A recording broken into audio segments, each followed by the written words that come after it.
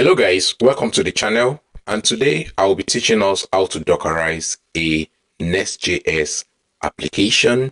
I hope by the end of this tutorial session you will know how to Dockerize a Nest.js application either for development purpose or for production purpose. So we are going to be doing it step by step in order for us to actually understand how we actually going to go about this. In this Nest.js Dockerization, we are going to be making use of Docker version 3, and I expect you to already have Docker installed on your system. I also expect that you have a little knowledge of Docker because I'm not teaching you Docker from basics, but I'm going to be explaining the little stuffs that we'll be making use of in this Dockerization. So let's get started. Now, to get started, the first thing I'm going to do is I'm going to create a new Nest.js application. And I also want you to know that if you are watching this video, as long as the application you are working with is a Nest.js application, this implementation that I'm about to do will actually work for it. The only difference will be in the way you are going to probably integrate maybe the MySQL and so on, or other configurations might just differ, or the way you read your config files might actually differ from how you are going to do it if you are working with maybe like Express or any other Node.js framework. Now let's get started. So the first thing I'm going to do is I'm going to bring up my terminal and I'm going to initialize a new Nest.js application.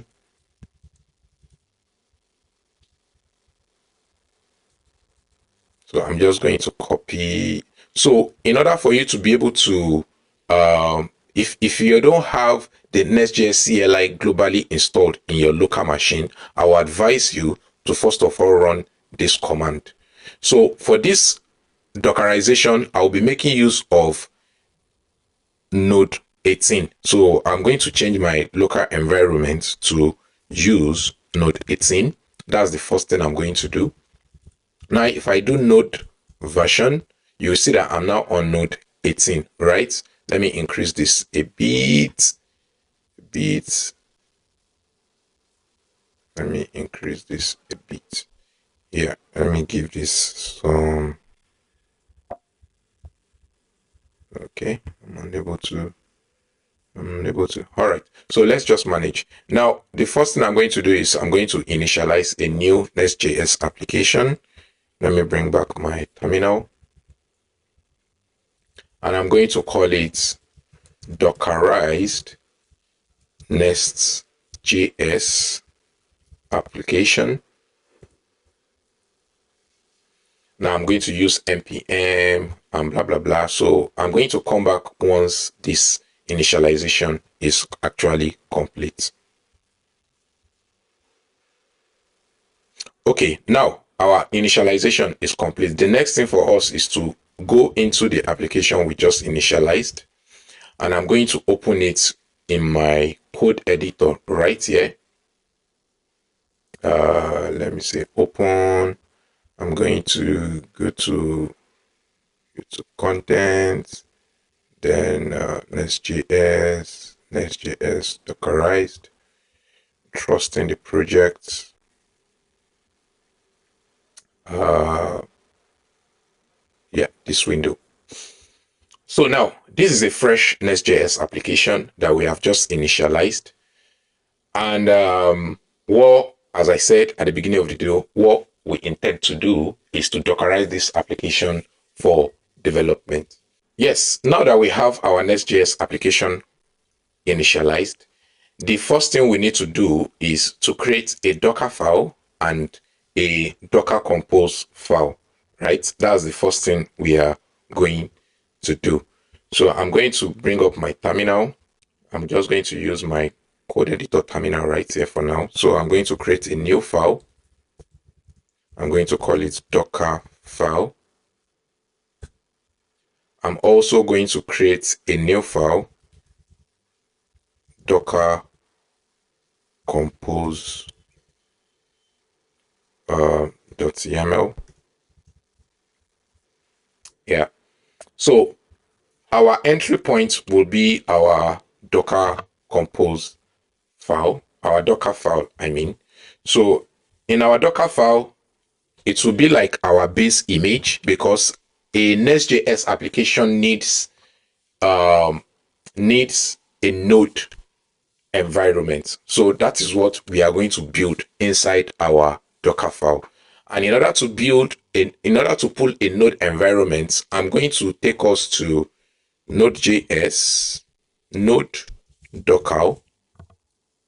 Now, if you go to the Node Docker environment, you will see that there are different versions of Node.js available. These are the versions that are available. For tutorial purposes, for what I will be working with, I'll be working with the Appline version. And the reason why I'm working with the Appline version is because it is much more lighter than the other versions, at least best to my knowledge. So I'll be using this Appline version. So what I'm going to do now is, so if you are going to pull from Docker up, you say from node, then the version or the tag that you want to pull from apply.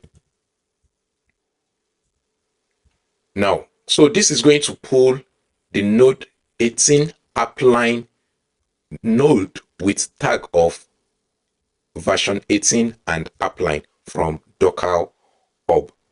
Then the next thing we need to do is we need to set the working directory, that is where we want our Docker to actually run. So work directory will be /app. So this /app will be created inside our Docker container. So let me just set it as set the working directory inside the container, right? The next thing we want to do is, since we have set our working directory, we need to copy the files in our local machine, all the files here in our local machine, into the container. So what I'm going to do now is I'm going to say the first thing I'm going to copy is the package.json and package.log.json. I'm going to copy package dot. So what I'm going to do is I'm going to use wildcard. So anything that starts with package and ends with .json will be copied, and I want to copy it into our working directory because we've set it into our working directory. So this is going to copy package.json and package.log.json into the working directory. Then the next thing we want to do is we want to run npm install to actually install all the packages inside our package.json, both the dev dependency and all. That is what we actually want to do now. So we are going to run a command. What we are doing now is install dependencies. Run a command. We just say npm install. Remember, I said we are making use of npm, right? Now, the next thing we need to do now is copy the rest of the application, right? So I'll do copy again, dot. So what this does is it copies all the items in the current location into the Docker container. That's basically what this does. So the next thing we need to do now is we just need to run npm run npm run build. So just like you will do normally. So just like you will do normally if you want to deploy it to production, all you need to do is npm run build. And once you run your npm run build, you can decide, if you are in production, you can decide to start your server and expose the port. So the next thing I'm going to do now is I'm going to come to our Docker Compose file. And in our Docker Compose file, we are going to be initializing some services. And the first service I will be initializing is our application itself. That is the Nest.js application itself. And this Nest.js application, I'll call it a container name. I'll give it a container name. That is the container that will be holding this Nest.js application. I'll call it Dockerized Nest.js container. You can call it anything you like, and you can also leave it empty. But I like giving my containers name, so you can do it however. Then we want to build. What do we want to build it on? We want to build it on a particular context where the context represents where your build file is. And since our Docker Compose file and our Dockerfile are in the same directory level, then we can easily just point to the current directory like so. Then we specify the Docker file we want to use, and the name of the Docker file is Dockerfile, just like we have described here. Now, the next thing we want to do is we want to set up environments, and you have some couple of options in setting up environments. You can either define your environment directly like this. You can say app ports will be, let's say, 3000, like so. You can define any environment that you want, but I'm not going to be doing this, so I'm just saying what I'm going to be using is environment. What I'm going to be using is an env file. That is what I'm going to be using. So env underscore file,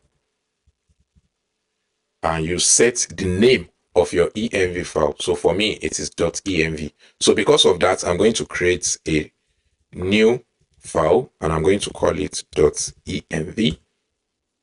Right? So that is where this particular service will be loading all its configuration from. Now, the next thing we want to do is we need to define the ports that our application will be running on. So let's say ports. So the way Nest.js, the way Docker works, you have the external port, we have the internal port. So let's say the internal port is what our Nest.js application will be running on inside the container, while the external port will be the port that you will be able to access the application inside your Docker container. I'm going to set our external port as, let me say, port 8000, and the internal port that we want our application to run on, I will set it as port 3000. Right? Then we need volumes. Volumes is basically what we hold your application, where your application files will be stored, right? So all these files in our directory will be held inside that particular volume. So the first volume that I'm going to define is where we are going to be mounting our application to also enable auto reload, because if we are not, because we will be editing the application in our code editor, but the application that will be running will be inside the container. So you need to mount the code inside your local machine into your container. So now the application is in the current directory, which is why I'm using dots, and we want to move it into our working directory, which will be /app. Remember that we defined our working directory as /app here. So what we are basically doing here is copying all the contents here into this file, right? Then we need to define another volume. Now, the purpose of this volume is to isolate the dependencies. So I'm telling Docker that the app modules the app module here is different from, so I'm saying the node modules here should not be used inside the Docker container, that it should not be loaded, because, and the reason is because, for example, you are using a Windows machine. The binary that will be installed for your Windows machine will be quite different from the binary that will be used for your Docker container, because Docker containers are built on Linux machine. So you need to tell it that it should isolate the node modules. So this basically means that our Docker container will not be loading this our node modules. It will have its own node module, right? So that is all we need. This is all we need to actually start our this is all we need to actually start our application in Docker. So what I'm going to do now is I'm going to do, let me say nvm use. Remember, we are using node 18, right? Now I'm going to do npm install right there inside my local machine. I want you to see something. Now that it is loaded, we can run our application locally. npm run start dev. Now our application is running, it's compiling.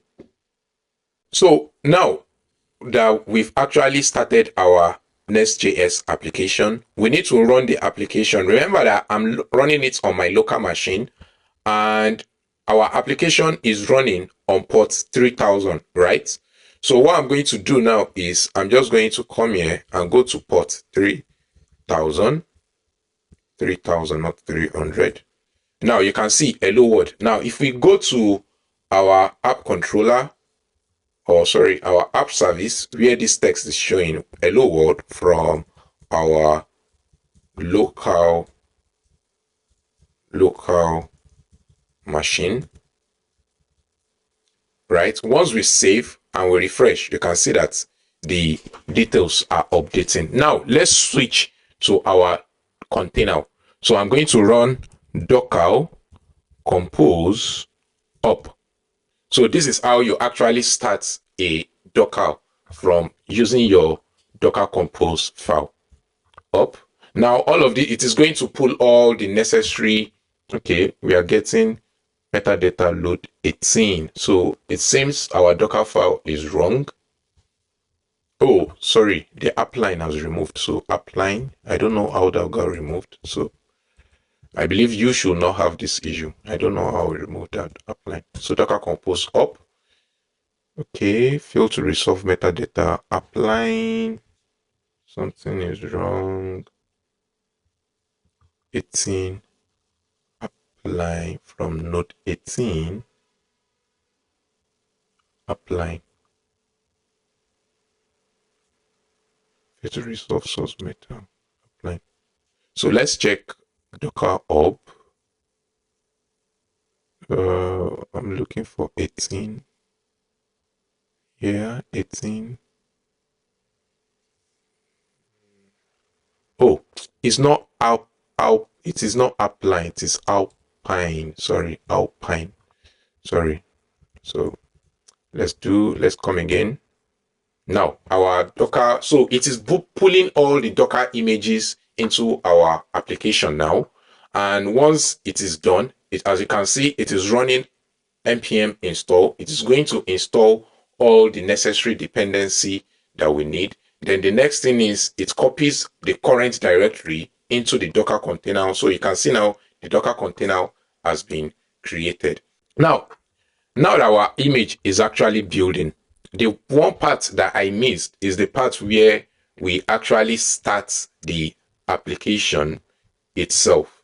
Now you can define a command. So our command will be command. What we want to do is just a single command. So I'll put it on a single line. We want to do npm run start, just like what we ran in our local development. So npm run starts, I'm not just producing it, it is inside my package.json. So this is what I'm running. I'm running it in test mode so that we can watch for changes.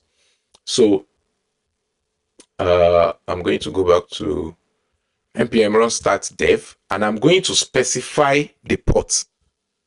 For now, I don't need to specify port since we are using the port.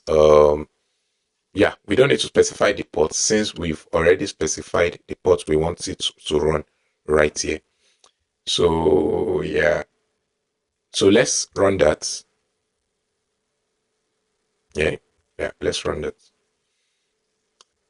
Yes, now you can see that our application is running. Now, if you come to port 3000, it won't run. But if you go to port 8000,